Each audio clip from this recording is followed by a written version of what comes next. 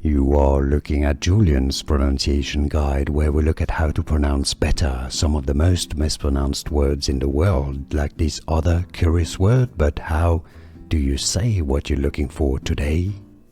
Let's learn once and for all how to pronounce correctly the name of this Austrian-German philosopher and mathematician. If you want to learn more confusing names that too many people get wrong, including from philosophy, stay tuned, I've got more videos for you. The pronunciation is from German. We need to hear the German pronunciation. Edmund Husserl. Husserl. Edmund Husserl. So, in English, you should probably say it somewhat as Edmund Husserl. Alright, that's pretty straightforward. Some say Edmund. That's kind of fine. You can say Edmund Husserl. That's Husserl, not quite Husserl. Edmund Husserl. It's easy, and now you know.